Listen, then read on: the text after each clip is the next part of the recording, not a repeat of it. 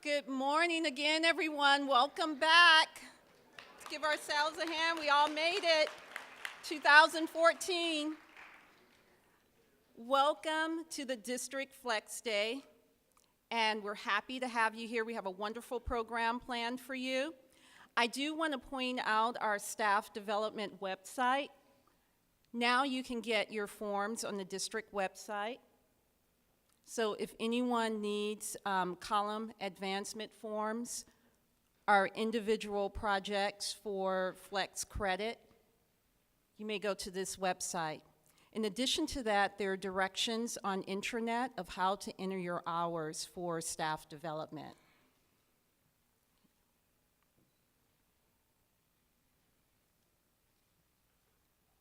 Go ahead.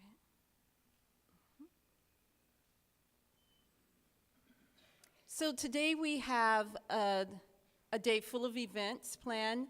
We have our keynote speaker, Dr. Darla Cooper, who's going to be talking to us about 10 ways that we can promote student success. In addition to that, we have some wonderful afternoon programs. And I just want to highlight a few key things for the afternoon.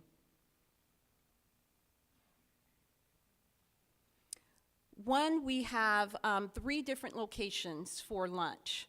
We have lunch in the bistro if you would like to attend our financial planning workshop. So you can go straight to the bistro at 12 noon. In addition to that, we have a special session set up for BI tool training as well as SSSP, which is our Student Success Initiative. That will be set up in our Technology Center, which is in F170.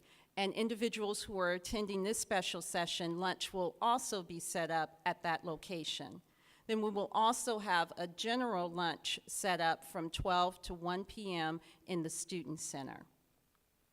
The afternoon workshops include the following. We have Moodle training, and this is a refresher course for individuals who want to brush up on their skills with distance ed platform, as well as you can use Moodle in on-campus classes. This is really good as well for your grade book. And then we have in E207, we have how to handle student behavioral issues. And we have a wonderful facilitator who will be discussing ways in which we can be more effective in dealing with students on campus. And this is both for classified as well as faculty. And then for those faculty members who would like to start a study abroad program, we actually have new policies and procedures on how to set up a study abroad program. So please attend this workshop if you're interested in study abroad. And nutrition, mindful eating. We have a program set up to help with mind, body, and spirit. And this is to help in our nutrition, how we eat, which affects how we feel and how we relate to one another in the workplace. And so I really encourage you to attend this workshop. It is also good and beneficial if you're dealing with any type of health concerns and how food can influence a healthy lifestyle. And then we have stress management as well, and this is also, all of these workshops, mindful eating, stress management are for both classified and faculty. And faculty have from 2:30 to 3:30 district discipline-wide meetings. And this is to focus as well on curriculum updates, our program reviews, as well as our scheduling for fall of 2014. So please be prepared to attend this particular meeting. The locations are posted outside in the front where you hopefully were able to sign in. Again, I would like to thank Laney Catering for the wonderful job that they're doing today.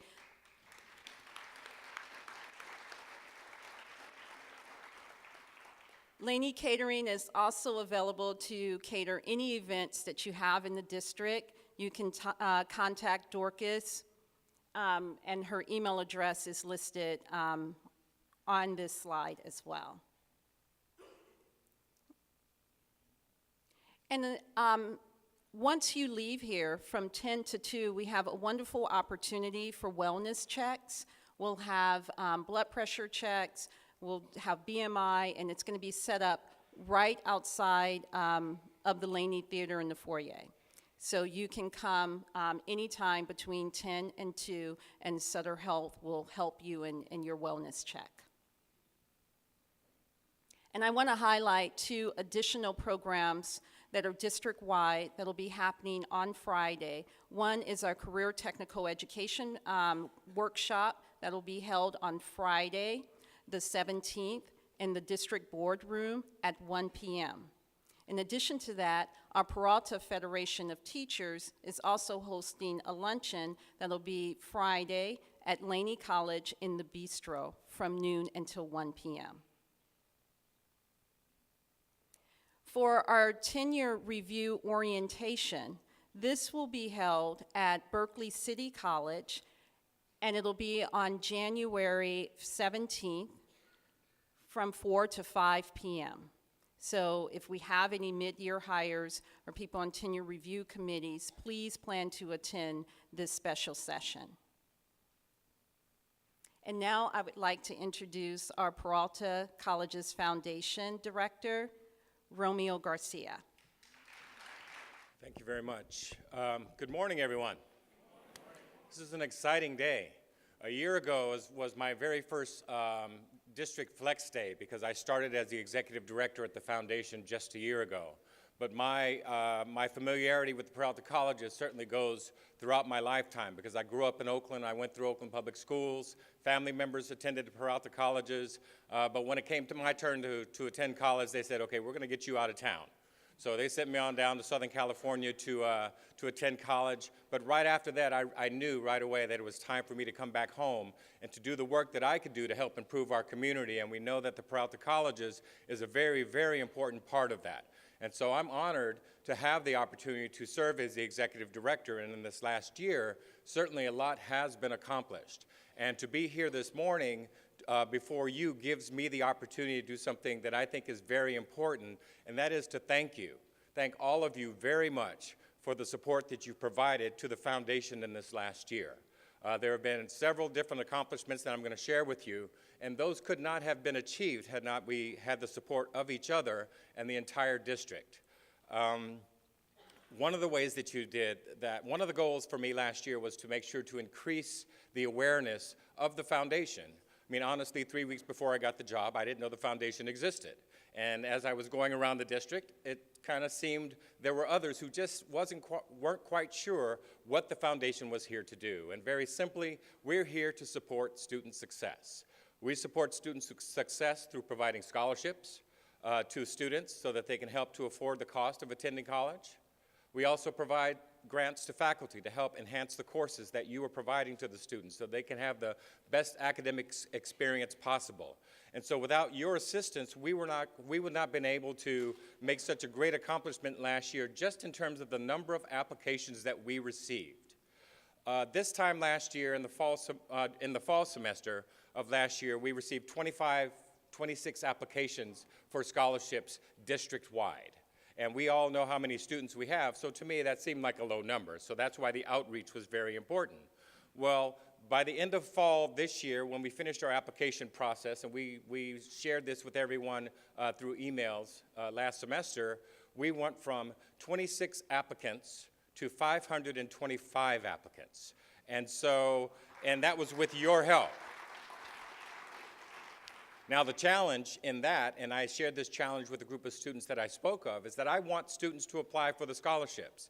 Because as the executive director, my job is to go out there and reach out to the community and make sure that others are helping to support us. But I want to be able to go out and tell the story that we do not have enough money for the many applicants that we have at the foundation. And so you helped that to happen, because as we were talking to students about how did you hear about the scholarships, just about all of the students said, my instructor told me about the foundation, a staff person told me about the opportunities to get scholarships.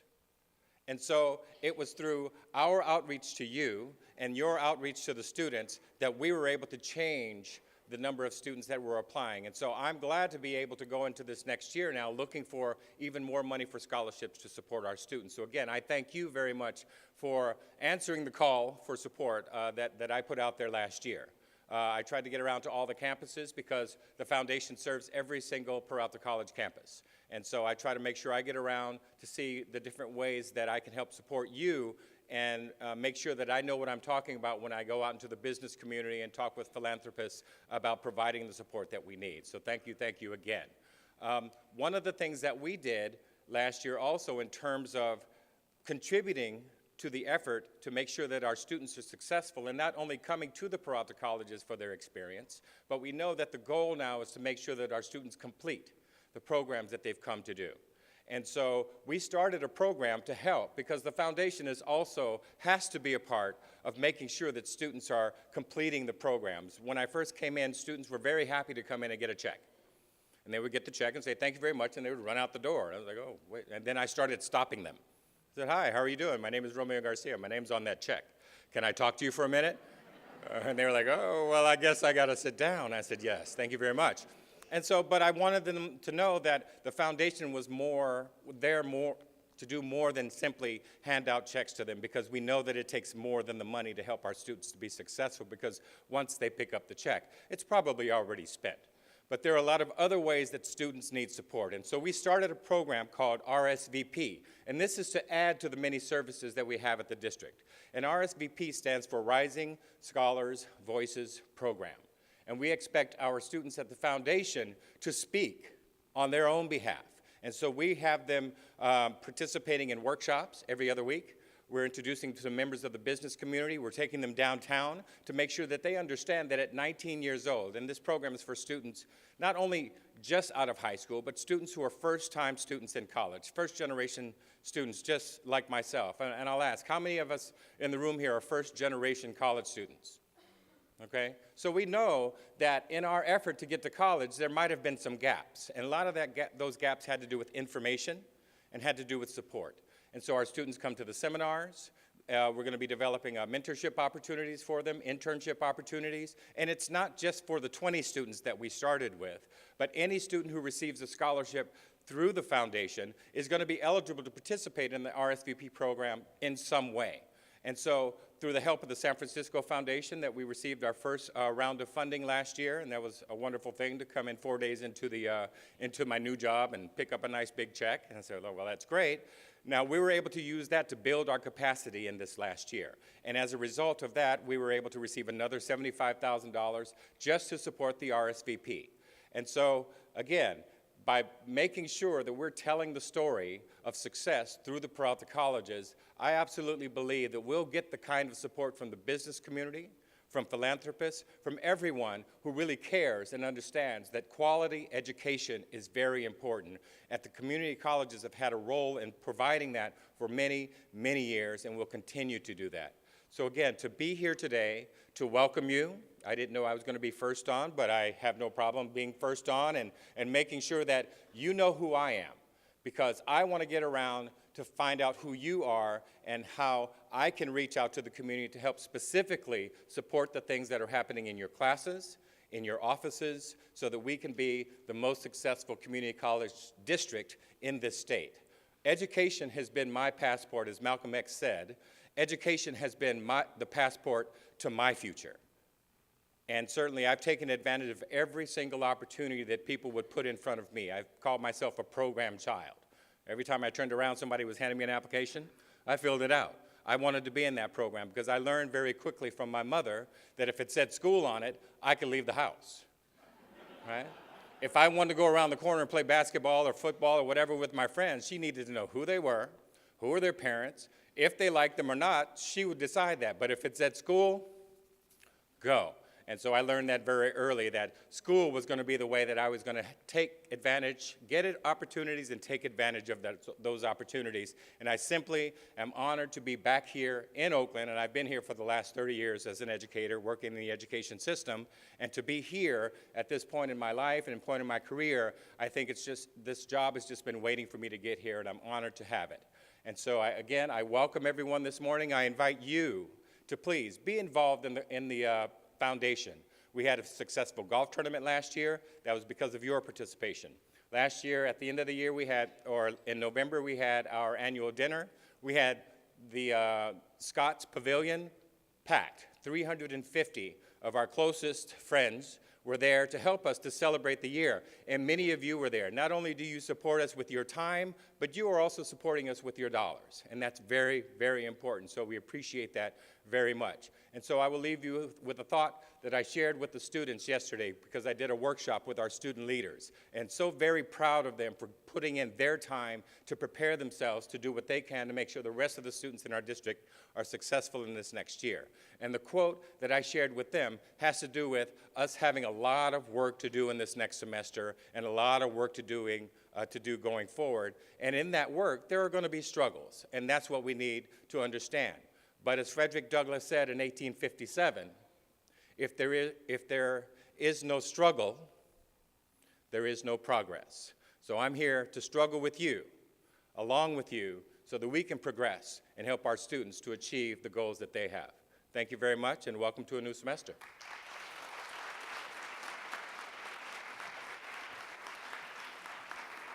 And now, I have the opportunity to introduce our next speaker, Dr. Karolyn Van Puttern, who's the president of the Faculty Senate. Dr. Van Puttern. Thank you. And another good morning. It's good to see you here today. It's always good to see my colleagues on flex days. After at least 20 years of low, declining, or stagnant student success rates, 2014 is the year we are tasked with and expected to begin implementing processes that will facilitate making significant improvements in this area. That shouldn't be difficult.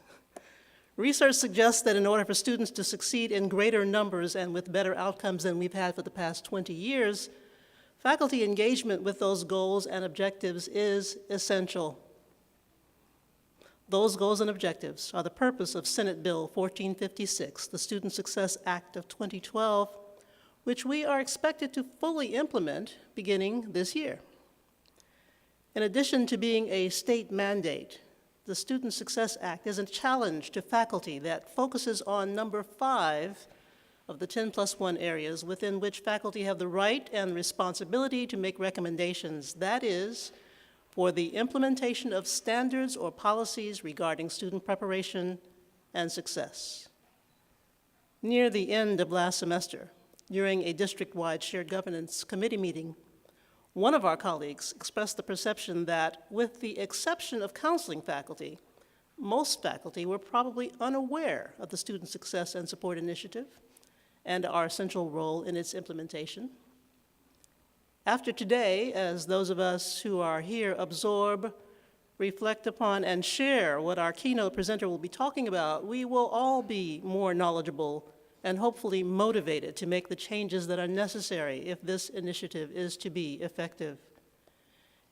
In alignment with that, this year the District Academic Senate made one of its primary goals the development and recognition of specific ways in which faculty demonstrate our role in facilitating student success. This morning, I'm taking a moment to highlight that goal by briefly mentioning a faculty-driven project that deserves and will receive considerably more attention and exposure. During finals week, more than 100 College of Alameda students received an early Christmas gift, one that has the capacity to open wide doors of opportunity that were previously perhaps barely cracked. I am referring to the Alameda Promise project kickoff and celebration, during which the students enrolled in the Promise were provided at no cost to them other than the requirement of maintaining a C average, new laptop computers equipped with necessary software, wireless connectivity, and a mobile internet access data plan. This accomplishment began to fulfill a personal dream, and it was not only a College of Alameda first, it was a Peralta first. That successful kickoff would not have happened without the commitment, hard work, and dedication of one College of Alameda faculty member, my friend, economics professor Deanna Bajrami. This is an opportunity to applaud her.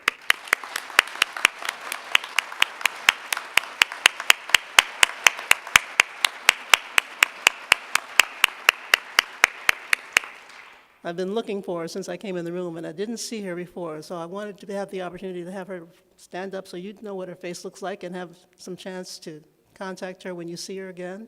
Give her congratulations once more. Not enough is this one opportunity. But with that effort, Professor Bezrami directly expressed and reflected not one, not two, but all 6 of the success factors Dr. Cooper will be talking about shortly. Connected, directed, engaged, focused, nurtured, and valued. In the coming year, whatever activities faculty develop that demonstrate any one or more of those success factors will be featured during the DAS President's reports to the Peralta Board of Trustees, so please let me know about them. Don't keep it to yourself.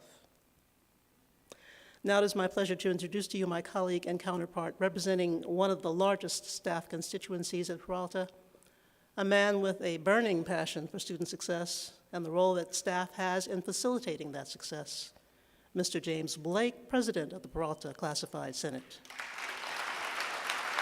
You know, oftentimes, over the years, having been a part of the Peralta family, I've been a student of many people, administrators, faculty members, classified professionals, who have informed me as to the job that we do here in terms of serving students. And it's a significant job. As Romeo alluded to, we actually prepare our community, our county, our state, our nation for a better future by educating all our students. Thank you. To that end, the Peralta Classified Senate has a mission. And our mission is to recognize how we play a significant part in that effort. And as it states in our mission statement, that our mission is to enhance the decision-making process by participating in the shared governance of the Peralta District. The classified staff will bring pragmatic, frontline points of view, which will shorten the distance between making policy and implementing a working procedure to enhance the policies. Through direct participation, our goal is to increase understanding, communication among all interrelated departments, work groups, improve staff morale, and ultimately raise the quality of services, thus improving Peralta College students' educational experience. I have the privilege of working with my counterparts from other sister colleges. I have a fine group of professionals, classified, who are doing their utmost to fulfill that promise, that mission. We try to the best of our abilities to enhance our skill sets, to provide the best possible outcomes for those whom we serve, and to improve ourselves by supporting one another in our efforts.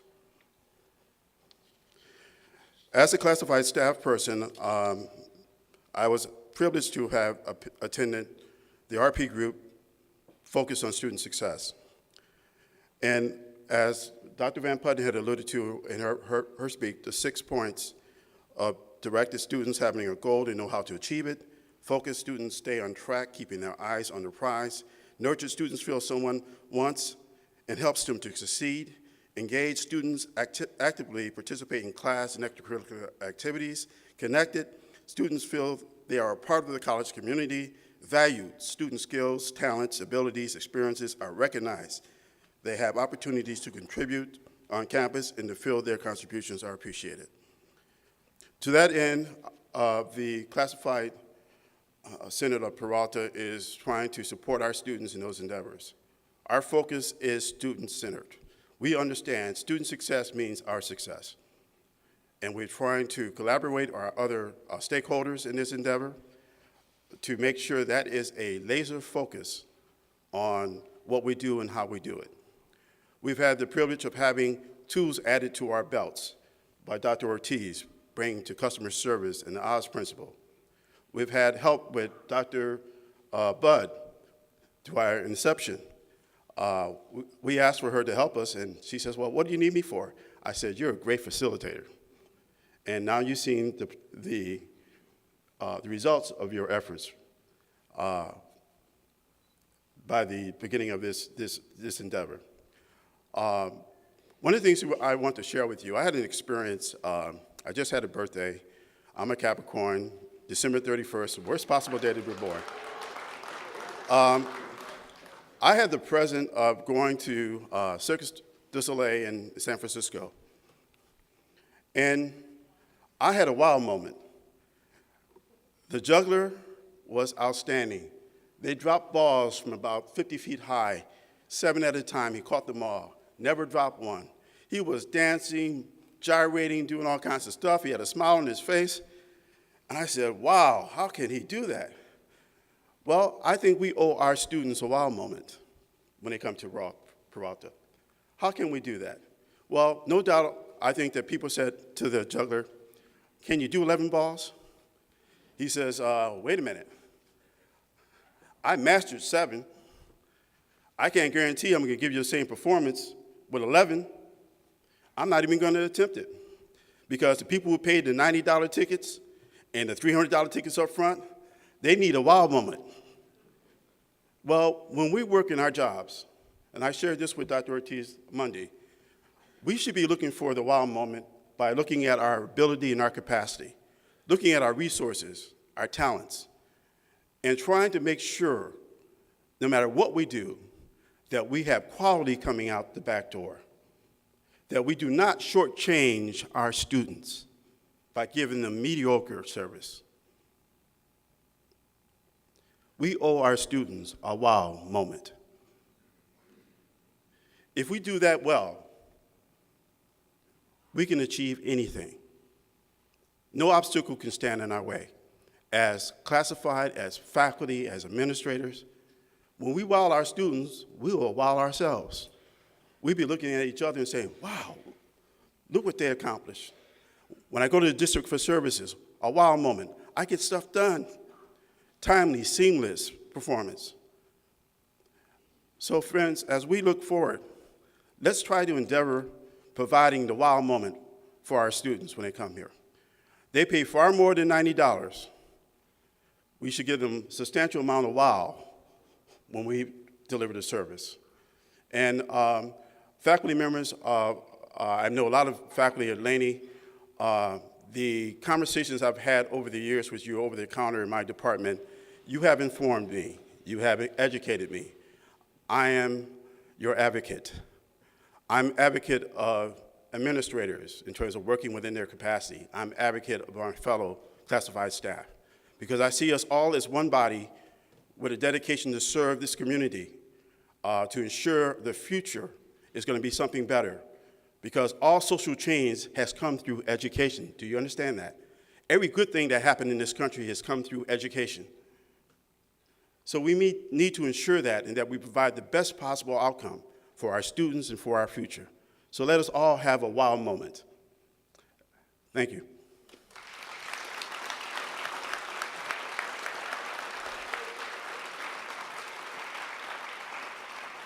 At this time, it's my pleasure to welcome Matt Lanza. And I speak with him with high regard because we did not have individuals of his caliber to assist us here for our union for some time. And Matt, you provided us with a wow moment, so Matt.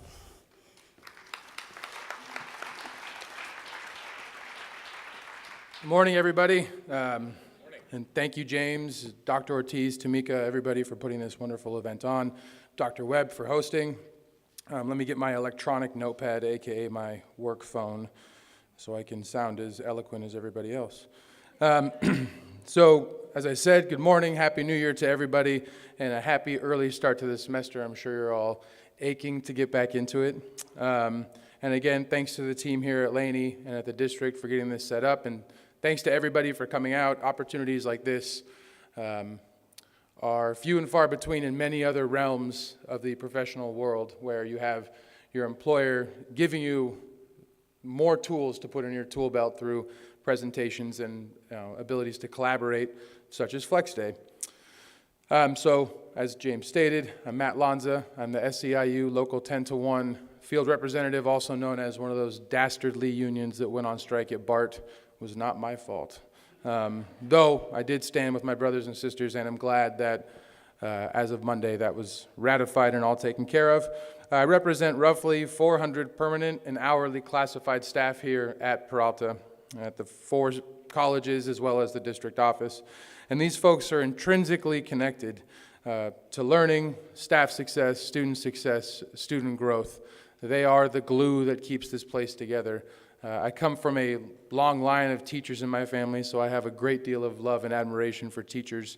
Though my eyes were opened when I took this position and started representing classified and saw the sacrifices that were being made, oftentimes the madness within which they work and conduct themselves, and to continue to exhibit professionalism and a desire to improve the students around here is incredible.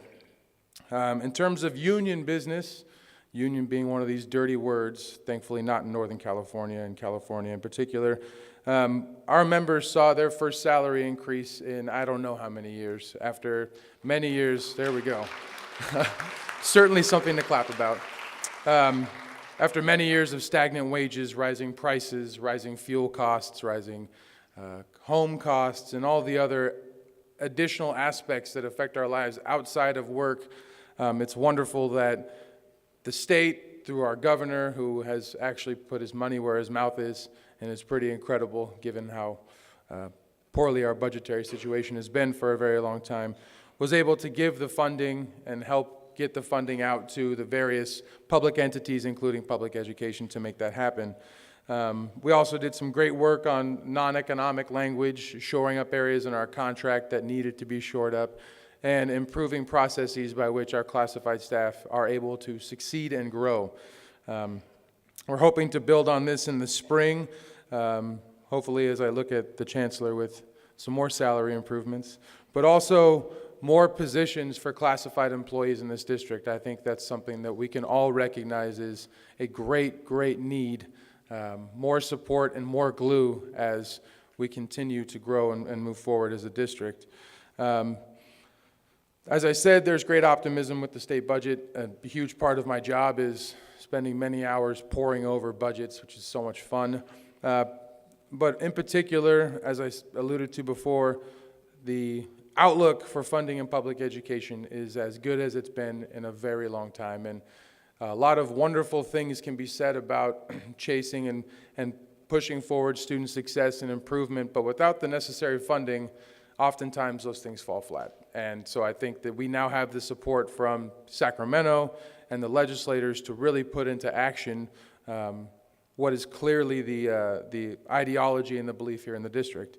In terms of just chapter business, we recently been conducting site visits. Our final site visit will be here at Laney a week from yesterday, also known as Tuesday the 21st. That sounds right. Okay, Tuesday the 21st. Discussing chapter business, chapter elections, addressing members' concerns.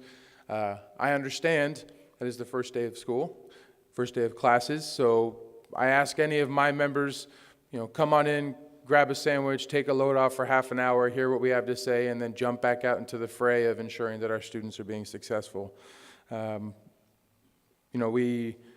We also have our chapter meetings as a chapter the second Tuesday evening of every month. I'm sure those 10-to-1 members see the emails that come out from our chapter president, Abby Brewer, and I encourage everybody to attend those. Lastly, me not being a Peralta employee, me being quote-unquote an outsider working for the union, I've seen over the past 2.5 years, as Peralta was my first assignment when I took this job, I've seen the growth that has already occurred, and I see the potential. And I grew up in the East Bay, still live in the East Bay, and I think that, events like hearing Dr. Ortiz on the radio and shushing my very pregnant wife, which is a dangerous move to do, and turning the volume up just to hear what's being said, these are things that haven't happened since I've been here. The outreach and reaching out into the community, the support that we're getting from the Peralta Foundation. I'm a product of public schooling all the way through, and I believe that it's such a crucial role that these colleges play in this community, and I commend every single one of you for the roles that you play You really all do a great job. You don't get enough credit. You probably will never get enough credit. Welcome to the life of a union rep. But really keep working hard and pushing forward to ensure student success. And on a personal level, I want to thank Dr. Ortiz. He's made his door open for us to come in whenever we have concerns and, of course, talk about the San Francisco 49ers, as well as our members like James Blake, Abby Brewer, our chapter president, Helena Langle, our chief steward, Molly Sealand, our steward up at Merritt College, and the whole host of other folks that I'm forgetting. You make my job easier and better, and I very much appreciate it. So, again, Happy New Year, and thank you very much. And I now have the distinction of introducing the venerable Matt Goldstein, president of the Peralta Federation of Teachers. Thanks, Matt. Just a curious statistic to open today's remarks. I've been here since 2001, and Peralta observers have probably noted this too, that if there's a pasty fellow above 5 feet speaking to you from a podium at Laney, there's a 50% chance his name is Matt. Thanks so much for coming today, and thanks to Tamika Brown, our Professional Development Officer, and of course our PFT Diversity Chair. Thanks to Romeo Garcia and Dr. Karolyn Van Puttern and James Blake, and of course Matt Lanza. It's a nice event. Thanks, Dr. Webb, for hosting. I'm Matthew Goldstein, president of the Peralta Federation of Teachers, AFT Local 1603. We're the union that represents about 1,000 full and part-time instructors, counselors, librarians, and nurses at Berkeley City College, College of Alameda, Laney, and Merritt. On behalf of the PFT, I'd like to welcome everyone back and offer everyone a Happy New Year's wish. So faculty head into 2014 with their first raise in 7 years. Matt, I got 7 years in my notes here. Yeah. Last year, PFT negotiated an overall bump of about 4% in faculty compensation, and we put into place the first ever 25-step salary schedule for part-timers, which was a very big deal. Sweetening that deal is the fact that the raises were retroactive to the beginning of the year, and as I understand it, the last of those retro checks are going into the mail this month. So part-timers who are moved to the 25 steps can expect to get their retro checks at the end of January. We're also in the process of hiring 40 new faculty members, which is a terrific bumper crop of new full-time faculty members here in the district, and that's very exciting. We still have a lot of work to do to make ourselves whole after years of sacrifice, but these raises and these hires represent important first steps in that process. The governor's just released budget, while disappointingly stingy on COLAs for community college faculty, is nonetheless a very dramatic improvement over the harsh austerity budgets we've seen out of Sacramento over the last several years. And there's reason to hope in the year ahead that we will add more sections, hire more faculty, and of course serve more students. And we shouldn't forget that the fiscal situation is as bright as it is because we passed Measures B and Prop 30 locally and at the state level. And I would argue that it's the hard work of folks like the folks in this very theater, and of course the folks in the theater, that led to a more energized and educated electorate that brought us these big successes for public education. The tone of the discussions around the budget have changed lately, you've noticed, and so too have the terms of the discussion around the role of accreditation at our colleges. In 2013, Peralta at last had its sanctions removed after spending several years in accreditation limbo. Of course, limbo never really ends with the ACCJC. And the schools that it accredits are constantly doing a dance to keep up with the latest changes in the standards that the commission promulgates, even when a site visit is not imminent, and of course site visits are imminent in the case of the Peralta colleges. But as we've seen recently with discussions from the PFT, the CFT, the U.S. Department of Education, the San Francisco Attorney's Office, and now a Superior Court judge in the city of San Francisco, ACCJC needs to make some pretty serious changes if it's going to maintain both its credibility and its federal recognition. Judge Curtis Carnow's January 2nd ruling in favor of CCSF at least slows down temporarily ACCJC's plans to shutter the state's biggest public college. Still, CCSF has to reckon with the demands of the commission, as do all member institutions, and of course ours is such a member. until real reform comes to the ACCJC. Meanwhile, I want to encourage faculty to stay informed about what's happening at CCSF and, of course, at Peralta by coming to union meetings, by reading PFT publications, and by getting to know PFT reps at the colleges. To that end, all faculty are encouraged to attend our luncheon on Friday, January 17th at noon in the Laney Bistro. It's really important that folks RSVP. I know I was a bit adamant in that email I sent out Monday, but we ran out of sandwiches last year and we nearly had a riot on our hands. So please, please RSVP. Send an email to Laura Watson, our staffer, at union@pft1603.org. That's union@pft1603.org. And do it by the end of the day, again, so we have enough lunch kits for everybody on Friday. Also on Friday, the part-time representative Cynthia Mahaber, a sociologist here at Laney, will host a session on the effects of the Affordable Care Act and how to best leverage the CARE Act for attaining better health care. That will be, again, Friday, January 17th at 3 o'clock in E254, and that will be presided over by Juliette Wong, who was here last semester too, from the California Works Foundation. It's a good session, particularly for part-timers. Now I have the privilege to introduce the chancellor of our district, Dr. Jose M. Ortiz. We've certainly had our differences over the past several months.